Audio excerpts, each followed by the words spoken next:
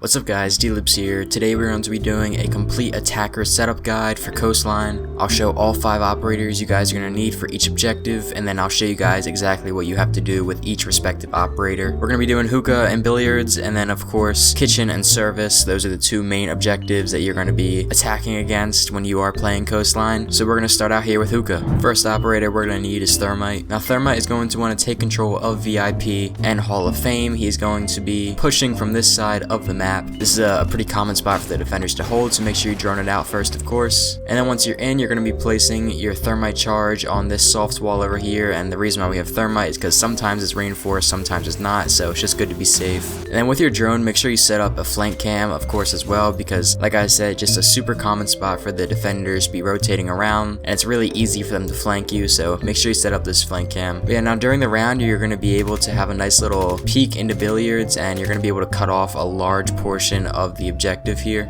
It chops up so much of the objective, it cuts off so much of what the defenders can do, where they can rotate. So that's really the whole goal as Thermite. Now as Thermite, you're also going to have the diffuser, so you also have smoke grenades. So once you get control of this hallway, you can go ahead, throw those smokes down, and then you can go and head through here, and you'll be able to plant. Hopefully, ideally, that's what you'll be able to do, but if not, you still have 4 other teammates that are hopefully getting the job done. Second attacker we're going to need is Nomad. Now Nomad is going to be in charge of getting Aqua control. So of course, as always, be sure to drone it out first, and then once it's clear, you can go ahead, hop on in through Aqua. Make sure you strategically set up your air jabs as well. Luggage is another really common spot that the defenders will rotate through. So place your air jabs over here in Luggage. I'll typically place one here at the front door of Luggage, and then I'll actually place another one in the back here of Luggage, just in case they didn't, learn their lesson the first time, and they'll learn it the second time when they're trying to flank you. So these are really the 2 main soft spots that you're trying to attack and push from. You have Aqua and then VIP as well, so hopefully as long as everything works out, you drone out the right way, you don't get picked off early. Nomad should have control of Aqua, Thermite should have control of VIP, and you have the 2 main soft spots in the attacker's hands. Now that's the hard part out of the way. Third operator is going to be Osa. Now Osa is going to be in charge of getting this whole entire balcony under control, pretty much getting exterior control of the objective, and there's no better operator to do that than Osa. You can set up your little barricade here right in front of the door, and then you should have a nice clear peek to be able to see the entire objective here. So not only will you be able to see safely, you can also give callouts to your Thermite, who is just on the other side of this wall over here, so you can let him know if there's someone running across the doorway about to swing him or whatever it may be. But as Osa, you don't want to push your luck too much. You are going to be waiting out here, applying some pressure until you get the right call. Thermite is one who has to make the initial push. Nomad should be able to help from that backside, and once everything comes together, Osa should be able to come in and help out. Finka is going to be our 4th operator. Now Finka is going to be getting downstairs control here, so she's going to want to take control of Sunrise Bar. She is not only going to get control of Sunrise, she's going to get control of this entire downstairs part of Coastline, and then once she does get control of this, she should be able to walk up Cool Vibe stairs and help out our Osa, who's also defending this side of the objective. Typically you'll have a rotate hole right here. You'll normally see someone in the back part of Hookah, so you should be able to walk up these stairs here and help out a little bit, keep applying that pressure. And then of course you have your adrenal surges as well, so if nothing else, if you're not able to get kills, you're at least able to help out and support a little bit. Habana is our 5th and final operator. Habana is going to be going on top of the roof. I like to check this window first before I get up there, but once you're up there, you're going to be cutting off another chunk of the objective, specifically Billiards, with your X Kairos. Now you could use Ace for this as well, but I just picked Habana as the first one I saw. So yeah, you're just going to be getting this whole entire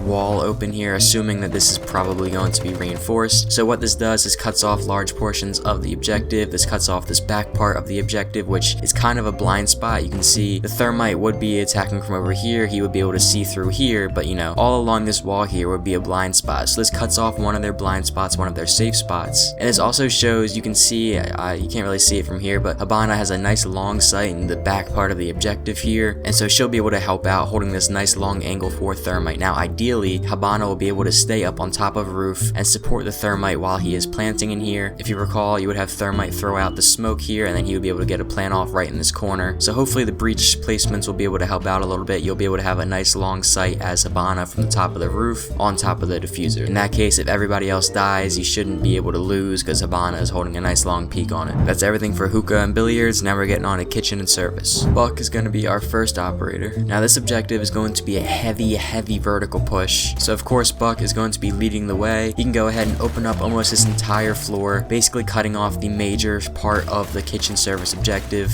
So make sure you get this hole right here. This is going to be where their rotate hole is, so getting this is going to be really important. Getting here in front of the door is important. Getting this backside in front of the window is also important. So pretty much if you're able to just open up as much of the ceiling as you possibly can, that's going to be adding on a whole bunch of pressure and forcing the defenders to get out of this side of the objective, which is exactly what we want because we're going to be aiming for a plant over here in this corner from this window. So hopefully this hard vertical push is going to move all the defenders out of this objective, hopefully stuff them in a corner somewhere and make them uncomfortable. And then when Buck is done doing all of that, he's going to want to head down Cool Vibe stairs, and that's pretty much going to be his angle of attack. So he'll be attacking from this backside of the objective if there is still any need to. He might be able to get open the vertical and then the entire round can commence and he won't really have any need to still rotate around. But we're going to have someone else holding down the vertical up there, which I'll show you guys next, so we won't need two guys to stay up there holding down the same angles. So yeah, Buck's going to come down Cool Vibes after he opens up the ceiling, and this is where he's going to be chilling. Now Fuse is going to be our second operator. You can probably see where I'm headed with this. Now Fuse is going to be taking the same route as Buck. He's going to be heading right on into VIP, and then he's going to be placing down all of his cluster charges, again for the same reason that Buck is going to be holding down vertical. He's trying to get everybody outside of this objective, putting on that pressure to the defenders. Of course, you don't have to place them all down at once and do them all like how I am. The goal is really just to make the defenders uncomfortable, push them into a corner that they don't want to be in. The whole idea of being an attacker is pushing the defender out of the comfortable spots that they want to be in. And then Fuse is going to be the one that's going to be holding it down up here in the vertical. So, you know, he has breach charges as well on top of all the bucked ceiling that's going to be here. So really this entire floor should just be gone by the time they're all done with it. He's going to be holding it down up here. Buck is going to be headed over to Cool Vibe stairs, and hopefully the round should start coming together. Now Ying is going to be our really important attacker. She's going to be targeting this window outside of kitchen. She should hold this outside for as long as she can. She doesn't want to get too greedy, too aggressive, but she can add on some pressure. She needs to wait until that ceiling gets opened up so the cluster charges are gone, pretty much until everyone is hopefully cleared out of this objective, and then she can begin the insane invasion. She can throw all of her candela. She's going to come in here and she's going to be able to plant right over here in this corner. Like I said, hopefully all the defenders are moved out of here. We're going to have guys above us so they'll be able to support. We'll have Buck on this back side of Cool Vibes, and we should be able to get this plant off pretty safely. Now after you get the plant off, Ying can go ahead and hop outside, so we should have two people safely watching the bomb, with Fuse right above on vertical and Yang watching from out here from the safety of the exterior.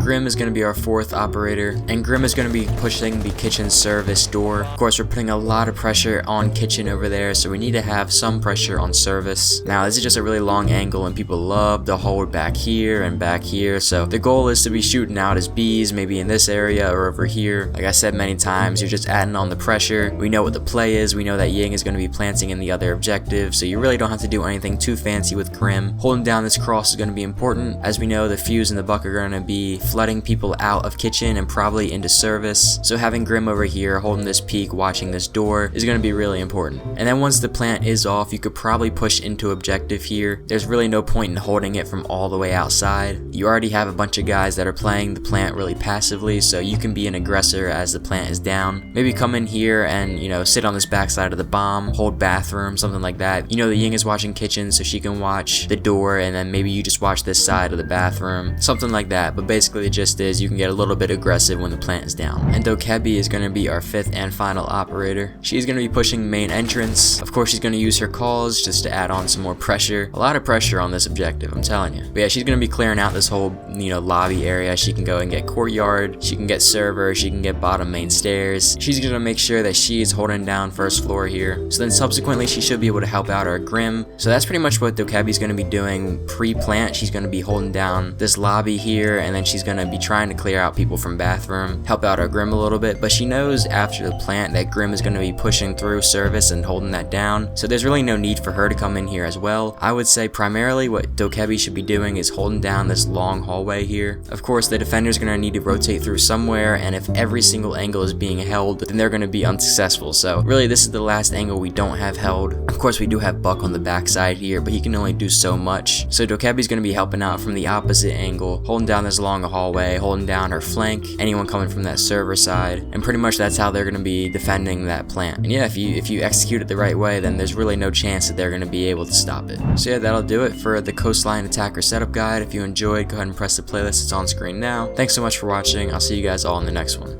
Peace.